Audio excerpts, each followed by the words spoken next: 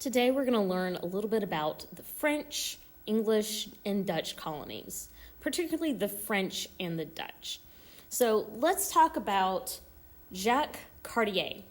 I think that's how you pronounce it. Anyway, he was a French navigator who left France in 1534, and he was under orders of the king to find gold and spices, which were very valuable, and a water passage from France to Asia. That was very important. They wanted that trade to India and China. 2 months later, Cartier sailed into the waters of the St. Lawrence River in eastern Canada. Although he couldn't travel up the river all the way to Asia, Cartier had in fact discovered an important waterway into the vast areas of Canada. So he's most noted for discovering the St. Lawrence River, and he also established the Mount Royal, or Montreal, and his discovery became New France. This is why a lot of people in Canada speak French, by the way. So this area was very large, but it was very sparsely populated. France was interested in trade and not interested in establishing permanent colonies. And they did not focus on building towns or establishing family settlements. They were just interested in the money.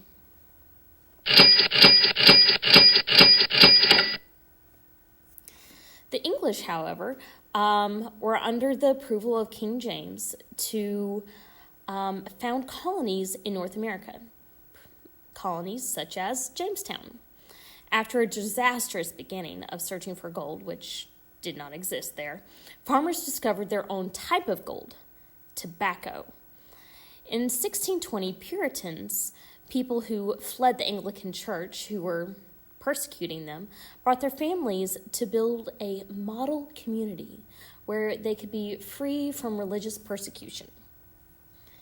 And these Puritans settled along the east coast of North America. The Netherlands, also known as the Dutch, established New Amsterdam. Now, New Amsterdam is today what we call New York City. Henry Hudson is greatly known for establishing trade along the area of New Amsterdam and the Hudson River, which is named after him. He established trade with the Iroquois Indians and expanded the fur trade. Again, like the French, lots of profit, but very limited settling and colonists. So, this is kind of an early picture of what New York would have been like in 1660.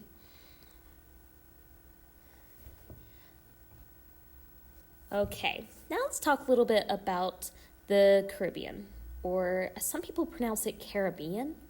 I'm not sure which is correct, but tomato, tomato. European countries colonized the Caribbean island by taking some of the land from Spain. The French colonized Haiti, Guadeloupe, and I don't know. Anyway, the English colonized Barbados and Jamaica, which is why Barbados and Jamaica predominantly speak English. Anyway, the Dutch colonized Antilles and Aruba. Each built huge cotton and sugar plantations, which had a high demand for labor. This is why they brought a lot of slaves into this area. Excuse me. All of this new colonization eventually led to what some call the North American Battle, which, to be honest, the first part wasn't much of a battle at all.